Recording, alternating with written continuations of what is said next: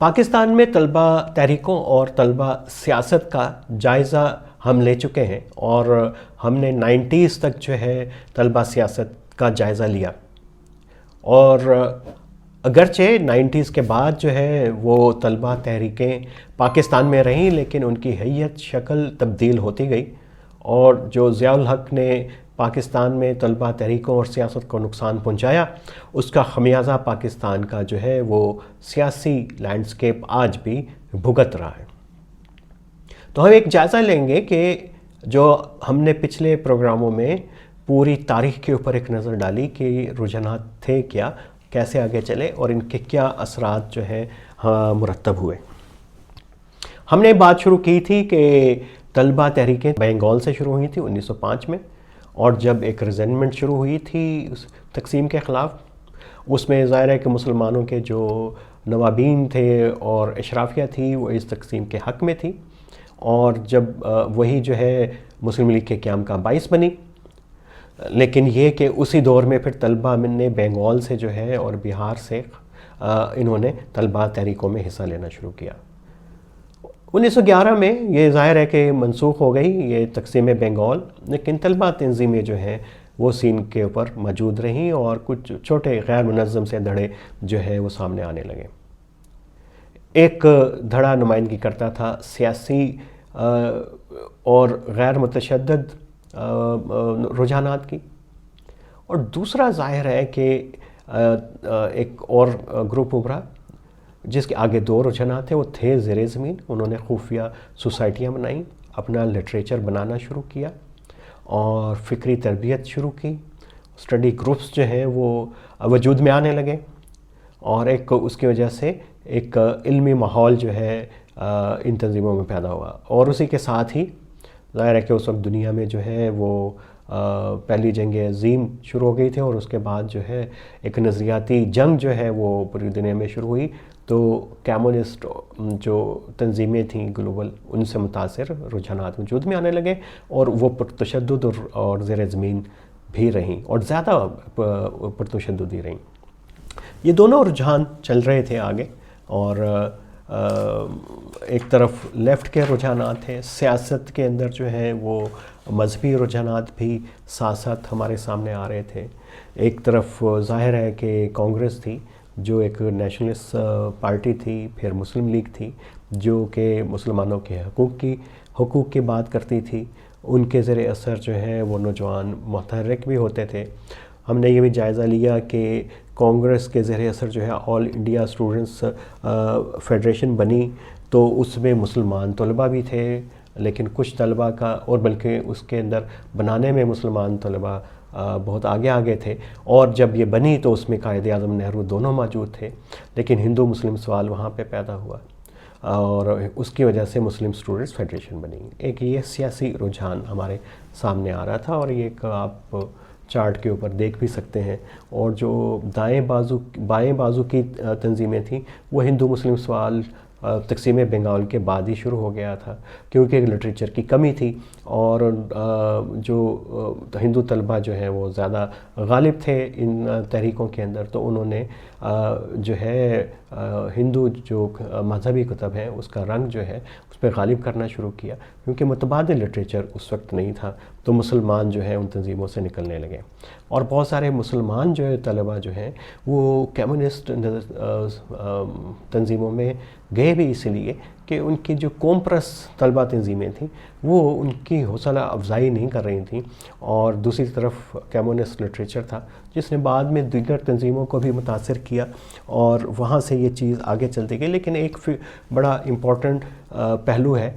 پاکستان بننے کے بعد بھی جو ہمیں نظر آئے گا کہ تحریک ہجرت نے مسلمانوں کے ذہن کے اوپر جو ہے وہ ایک بہت زیادہ اثر ڈالا تھا، اور اس نے رجحانات جو ہے متعارف کروائے۔ ایک جو پورا یوٹوپیا اور نوسٹیلجیا تھا مسلم ریاست کے جانے کا اور یوٹوپیا یہ تھا کہ شاید ہم کوئی ایک نئی مذہبی کوئی ریاست بنا سکتے ہیں، کیونکہ دنیا میں نیشنلزم کی تحریکیں نیشن سٹیٹس بن رہی تھیں، لیکن ابھی یہاں پہ یہ خیالات اتنے ناپختہ تھے، اس کی کوئی پختہ صورت ہمیں یہاں پہ نظر نہیں آتی تھی، اس لیے بار بار بات ہوتی تھی قومیت کے بنیاد کے اوپر، مذہب کے بنیاد کے اوپر علیحدہ ملک بنانے کی۔ علامہ اقبال کا خطبہ ہو، اس سے پہلے بھی یہ خیال یہاں پہ کئی صورتوں میں موجود تھا، اور اس کے بعد پھر پاکستان مسلم لیگ نے جب اڈاپٹ کیا مسلم اسٹیٹ کے لیے 1940 کی جو قرارداد ہے، وہاں سے ایک بالکل راہیں جو ہیں الگ ہونا شروع ہوئیں، لیکن ایک یوٹوپیا جو تھا مسلم ریاست کے بنانے کا، سماج کا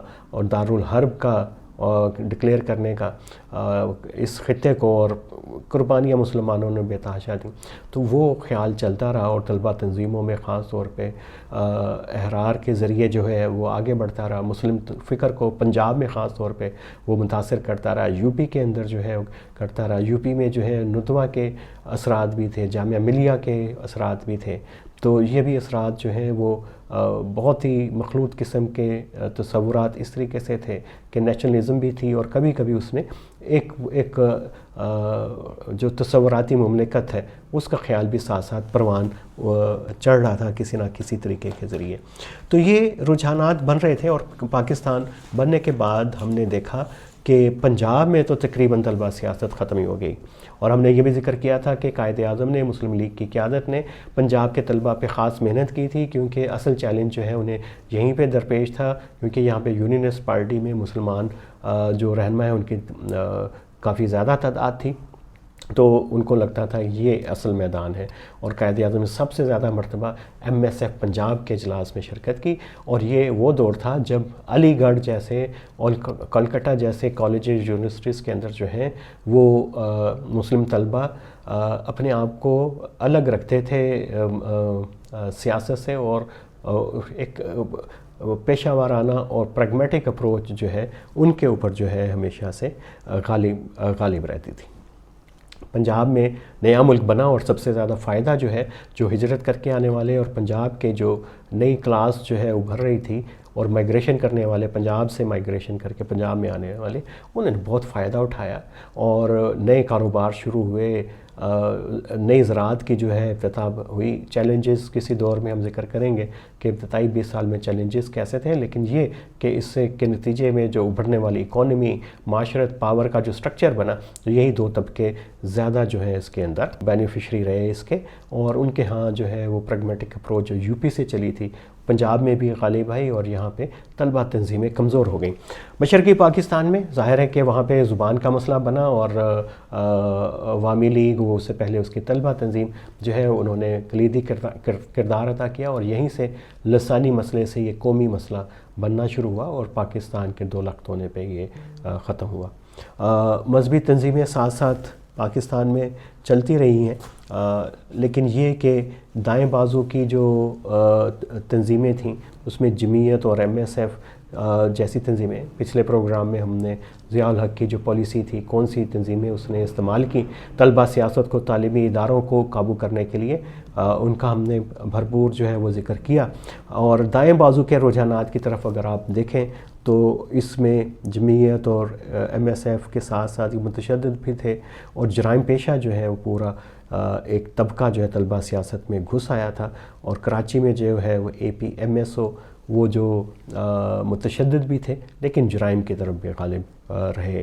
پھر بائیں بازو کی جو تنظیمیں ان کو کرش کر دیا گیا، ختم کر دیا گیا۔ سندھ، پختونخوا اور صوبہ سرحد اب پرانا اور بلوچستان میں جو ہے قوم پرست تنظیمیں جو ہیں مضبوط ہو رہی تھیں، اور ان کے طلبہ ونگ بھی جو مضبوط ہونا شروع ہوئے۔ اور جب پاکستان میں سیاست، طلبہ سیاست کے پر پابندی لگی، تو ظاہر ہے کہ پھر 2 طرح کی قوتیں پاکستان میں جو ہیں وہ ابھری ہیں۔ قوم پرست مضبوط ہوئے، اور پنجاب اور سندھ میں جو ہے وہ انتہا پسند تنظیمیں، مذہبی تنظیمیں مضبوط ہوئیں۔ حکومت کی پالیسی بھی تھی، جہاد پالیسی سے بھی اس کا تعلق ہے، افغان سوویت یونین جنگ سے، اور کشمیر میں مقبوضہ کشمیر کی جو جہادی تحریکیں ان میں بھی رہا۔ کردار رہا تو یہ اس کے آؤٹ کم ہے. لیکن یہ سوال ابھی بھی بڑا اہم ہے کہ طلبہ سیاست کیوں؟ ظاہر ہے کہ اس کے حق میں جو دلائل آتے ہیں کہ جمہوریت کے لیے بڑا ضروری ہے، آزادی اظہار کے لیے ضروری ہے. پاکستان میں جس قسم کی قدغنیں لگ رہی ہیں آج اس کو چیلنج کرنے والا کوئی ہے نہیں سوائے چند جو ہیں وہ سول سوسائٹی کے اراکین، چند گنے چنے جو ہیں دانشور، وہی جو ہے کوئی تھوڑی سی مزاحمت کی آواز ان کی طرف سے آتی ہے. ادروائز جو ہے ایک کلیکٹیو وائس نہیں بن پا رہی، اور اس وقت جو ہے اسٹیبلشمنٹ اور طاقتور اشرافیہ اپنا پورا جو ہے وہ کھیل کھیل رہی ہے، اور باقی بچی کچھ ہی جو آزادیاں ہیں وہ بھی اس کو بھی جو لوگوں سے، عام آدمی سے چھین رہی ہیں. اور شاید اس کا کیا نقصان ہوگا شاید ہمیں اندازہ نہیں ہے، لیکن ایک اندازہ تو آپ لگا سکتے ہیں کہ پاکستان میں جو سیاسی کلچر تھا وہ طلبہ تنظیموں کے دم سے تھا. اور بہت ساری جو طلبہ تنظیموں نے سیاسی لیڈرشپ بھی تھی، سیاسی جماعتوں میں بھی تبدیل ہوئی. امامیہ اسٹوڈنٹس آرگنائزیشن کی ہم نے مثال دی تھی، ایم کیو ایم کی مثال ہمارے سامنے ہے. جماعت اسلامی کی لیڈرشپ ابھی تک جو ہے طلبہ تنظیم سے ہی آتی ہے، بچا کچا ان کا سٹرکچر اسلامی جمعیت طلبہ کا موجود ہے. لیکن مسلم لیگ بالکل بانجھ ہو چکی ہوئی ہے، اور اس لیے خاندان کا اس کے اوپر قبضہ ہے. پاکستان پیپلز پارٹی جو ہے ایک جو ہے ڈائنیسٹک پولیٹیکل پارٹی میں اس لیے بن گئی کہ اس میں جمہوریت ختم ہوئی. طلبہ سیاست سے نئی سوچ، نئے خون کی جو ہے کوئی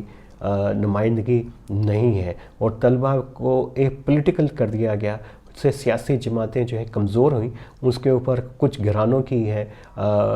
کنٹرول مضبوط ہوا. اور یہ صرف دو پارٹیوں کے اندر ہی نہیں ہے، یہ مولانا فضل الرحمان کی پارٹی کے اندر بھی ہے، یہ بلوچستان کے نیشنلسٹ پارٹیز میں بھی ہے، یہ خیبر پختونخوا کی ANP میں بھی ہے. اور یہ الزام جو ہے وہ طرح طرح کے لگاتے ہیں، لیکن کبھی بھی انہوں نے اپنے تنظیمی سٹرکچر کو جمہوری بنانے کے لیے، اور جمہوری بنانے سے زیادہ جو طلبہ سیاست کا جو اور تحریکوں کا ایک کمال تھا، ان کے جو اسٹڈی گروپس تھے، ایک علمی ماحول جو تھا وہ پروان چڑھتا تھا. تو یہ اس کے حق میں دلائل ہے. اور اس وقت کے طلبہ اتنے باشعور تھے، پوری دنیا کے شعور کا ان کو عصری شعور تھا انہیں، اور اسے متاثر ہوتے تھے. اور اس کو انہوں نے، جیسے ہم نے ایک بڑا دلچسپ نقطہ ہمیں سامنے آیا تھا کہ ایوب کے دور کے اندر جب طلبہ اپنے مسائل پہ بھی بات نہیں کر سکتے تھے، جب وہ امریت کے خلاف بھی کوئی احتجاج نہیں کر سکتے تھے، تو انہوں نے جو ہے لومبا کا جو قتل ہوا تو اس کے خلاف تحریک چلائی. اور اس کے بعد جو ہے نہر سویز کے اوپر جو مسئلوں کے اوپر جو ہے وہ عالمی مسائل کے اوپر احتجاج کرنا شروع کیے، جس کو ایوب و امریت اس کو بھی برداشت نہیں کرتی تھی. اور بالآخر یہ تسلسل چلتے چلتے معاہدہ تاشکند کے خلاف ایک بڑی موومنٹ کے اندر کنورٹ ہو گیا ہوا تھا. تو یہ اس کی چند ایک دلیلیں اس کے حق میں ہیں. مخالفت میں جو ہے وہ دلیلیں وہی ہیں جو پہلے جو انگریز اپنے دور میں دیتا تھا کہ تعلیمی ادارے تعلیم کے لیے، سیاست کے لیے نہیں. یہی آرگومنٹ آج بھی ہے کہ طلبہ تنظیمیں جو ہیں وہ تعلیمی ماحول خراب کر دیتی ہیں، یہ کرتی ہیں. لیکن ہمیں پتہ ہے یہ تو سارا سلسلہ شروع ہوا تھا ضیاء الحق کے دور سے. اسی کے دور میں جو ہے طلبہ تنظیموں پہ یونین کے اوپر جو ہے پابندی لگی. پھر 92 میں سپریم کورٹ نے طلبہ پولیٹکس کے اوپر پابندی جو ہے وہ عائد کی تھی. اس سے پہلے تنظیمیں تھیں، وہ کام کرتی تھیں، اور ایک یونیورسٹی انتظامیہ وہ جو ہے وہ محسوس کرتی تھی طلبہ کا پریشرز، اور ایک ٹرانسپیرنسی ان کے سسٹمز کے اندر تھی. لیکن جیسے جیسے جو ہے وہ طلبہ تنظیمیں کمزور ہوئیں، یونینیں ختم ہوئیں، اس میں بھی پھر ایک تعلیمی کہیے کہ مافیا جو ہے اساتذہ کا، ایڈمنسٹریشن کا، اس میں سیکیورٹی کے اداروں کی مداخلت جو ہے یونیورسٹیز کے اندر بے تحاشا بڑھ گئی ہے. ہم نے ذکر کیا تھا national prevention of extremism policy کا، جس میں اسی قسم کے اقدامات تجویز کیے گئے ہیں جو ایک دور کے اندر جو ہے ایوب خان کہتا تھا تعلیمی ادارے ایسے ہوں، سرویلنس طلبہ پہ رکھی جائے، سیاست سے پاک کیا جائے. تو یہ سب سے، اور یہ کہ طلبہ اپنی تعلیم پر توجہ نہیں دیتے، یہ موٹے موٹے ان کے دلائل ہیں جو یونین کے خلاف ہیں. لیکن بنیادی نقطہ جو ہے جس کی طرف وہ اشارہ نہیں کرتے، اور وجہ یہ ہے کہ یہاں پہ کوئی سیاسی نرسری نہیں بن پاتی، سیاسی فکر نہیں پھوٹ پاتی. اور اس کا نقصان ایک یہ بھی ہے کہ فکری طور پہ بھی نوجوان جو ہیں وہ پھر بانچ ہونا شروع ہو جاتے ہیں، ایک پولیٹیکل ہونا شروع ہو جاتے ہیں۔ اور اس کے نتائج ہم نے ذکر کیا کہ دو طرح کے نتائج ہمارے سامنے آئے جب طلبہ سیاست پر پابندی لگتی ہے۔ ایک تو مذہبی انتہا پسندی مضبوط ہوئی، جہادی تنظیمیں مضبوط ہوئی، جماعت الدعوہ جیسی تنظیمیں جو ہیں انہوں نے اپنے طلبہ ونگ بنائے۔ یہاں پہ جو ہے پنجاب کی فرقہ وارانہ بریلوی تنظیم نے جو ہے اپنے اسٹوڈنٹس ونگ بنائے اور مضبوط ہوئے۔ یہاں پہ جیش جیسی تنظیمیں بننا شروع ہوئیں، یہاں پہ ان کا تال میل شروع ہوا۔ حزب المجاہدین البدر جیسی تنظیمیں جو ہیں وہ جمعیت کے اوپر پلتی رہیں، اس کی ہیومن ریسورس کے اوپر پلتی رہیں، تو انہوں نے پورے سماج کو تبدیل کر دیا۔ اور اس سے ہوا یہ کہ آپ کے مین سٹریم کراچی سے لے کے لاہور تک اور راولپنڈی تک کے تعلیمی ادارے، اسلام آباد تک کے ایک خاص مذہبی ماحول کے اندر ان کو رنگا جا رہا تھا۔ تو دوسری طرف جو ہے احساس محرومی جو ہے بلوچستان میں اور خیبر پختونخوا میں بڑھ رہا تھا، اور وہاں پہ نظریاتی جو ترقی پسند لبرل اور آزاد خیال جو پارٹیاں، ان کی بھی گنجائش ختم ہو گئی، اور ان کے چند ایک جو ہے رجحانات جو ہیں وہ قوم پرستوں نے تو جذب تو کر لیے، لیکن وہ ایک قوم پرست جو ہے بن کے تنظیموں کے سامنے آئے، اور اس میں سے پھر سیپریٹزم کی ٹینڈنسیز جو ہے گریجولی جو ہے بلوچستان میں ہم نے دیکھا نکلنا شروع ہوئی۔ سندھ میں بھی اس کے بہت سارے آثار ابھی ہمیں نظر آتے ہیں، وہ جو سندھو دیش لبریشن آرمی۔ تو یہ ایک خطرہ جو ہے بڑھ گیا، اور ریاست کا یہ شوق کہ تعلیمی اداروں کو کنٹرول کیا جائے، تو اس نے ایک اور نئی متوازی تعلیمی نظام کو جو ہے جنم دیا۔ پرائیویٹ تعلیمی ادارے، یونیورسٹیز جو ہیں وہ یہاں پہ قائم ہوئیں، اور ان کے اندر ظاہر ہے کہ کنٹرول ماحول تھا۔ اس میں دو آرگومنٹ بڑے اہم ہیں جن کو سمجھنا ضروری ہے۔ یونین کا متبادل انہوں نے کیا سوچا کہ یہاں پہ جو ہے وہ ادبی کلب ہوں، سپورٹس ہوں، کھیل ہوں۔ یہ کچھ سال چلتے رہے، لیکن پھر تعلیمی نظام مشرف نے جس طریقے سے اس کے اندر گند گھولا، اور ڈاکٹر عطاررحمان نے جو پالیسی یونیورسٹیز بنانے کی لے کے آئے، تو یونیورسٹیز تعلیمی ادارے پبلک سیکٹر کے فائنینشیل کرائسس کا شکار ہوئے، اور وہاں پہ ان کے اوپر بھی غیر نصابی سرگرمیوں پہ بھی پابندیاں لگنا شروع ہوئیں۔ وہ بہت محدود تعداد کے اندر، کہیں ٹمکے جسے کہتے ہیں پنجابی میں، وہ کہیں کسی یونیورسٹی کالج میں نظر آتی ہیں۔ تو یہ سرگرمیاں بھی جو ہے ختم ہو گئی ہیں فائنینشیل بوجھ کی وجہ سے۔ اور پرائیویٹ تعلیمی ادارے جو بظاہر لگتا تھا کہ بڑے ماڈرن اور ایک روشن فکر تعلیمی نظام کو لائیں گے، وہ بھی اپنے اس مشن میں ناکام ہو گئے مکمل طور پہ۔ ایک تو انہوں نے بھی ریاست کی پالیسیوں کو پورے طریقے سے اڈاپٹ کرنے کی کوشش کی، اور پھر یہ آپ نے دیکھا ہوگا کہ یہ جو بہت زیادہ جنون ہے پاکستان کو مذہبی ریاست بنانے کا، اور یہاں پہ ہر طرح کی طلبہ کی سرگرمیوں پہ پابندی لگانے کا، وہ پنجاب میں پھر مظاہرہ ہوا ابھی چند ہفتے پہلے، جب محکمہ تعلیم پنجاب نے، مریم نواز شریف کے پنجاب میں محکمہ تعلیم نے پرائیویٹ تعلیمی اداروں میں بھی طلبہ و طالبات کی مخلوط پارٹیوں پہ پابندی لگی۔ مخلوط پارٹیوں کا مطلب یہ کہ ان کے جو ثقافتی اظہار کے شوز ہیں، ان کے سپورٹس ہیں، میوزک گالز ہیں، فن فیئرز ہیں، ان پہ پابندی لگا دی۔ تعلیمی اداروں پہ پابندی لگتی جا رہی ہے، بڑھتی جا رہی ہے، تعلیم پرائیویٹ ہو چکی ہوئی ہے، جمہوریت بے قدر ہو گئی ہے طلبہ سیاست نہ ہونے کی وجہ سے، طلبہ کی فکری اور تخلیقی صلاحیتیں جو ہیں وہ مان پڑتے جا رہی ہیں، اور پاکستان کا جو ہیومن ریسورس ہے وہ اگر کمپیئر کریں باقی ریجن میں، تو جیسے ہمارا ہیومن ڈیولپمنٹ انڈیکس سب سے نیچے ہے اس پورے ریجن میں، اسی طریقے سے پاکستان کا ہیومن ریسورس بھی جو ہے اس کی کوالٹی اتنی اچھی نہیں ہے جو عالمی معیار کا مقابلہ کر سکے، انڈیا کے طالب علموں کے مقابلے میں، بنگلہ دیش کے طالب علموں کے مقابلے میں، نیپال کے طالب علم۔ اب تو مقابلہ صرف جو ہے پاکستان اور افغانستان کے طلبہ کے اندر ہے، اور وہاں پہ بھی اسی قسم کے رجحانات ہیں۔ ابھی ہم نے یہاں پہ اس سلسلے کو ہم جو ہے وہ اختتام پذیر کریں گے ایک آخری بات کے ساتھ، کہ حقوق کی تحریکیں بھی جو ہیں وہ اس لیے زیادہ مضبوط ہوئی ہیں، وہ پی ٹی ایم ہو، وہ بلوچ یکجہتی کمیٹی ہو، کیونکہ یہ بھی جو ہے وہ ویکیوم سے طلبہ سیاست سے اس نے جنم لیا ہے۔ اس سلسلے کا طلبہ سیاست تحریک یہ لیکن ختم نہیں ہوا. ہم کچھ وقفے کے بعد ذکر کریں گے کہ ابھی جو ہے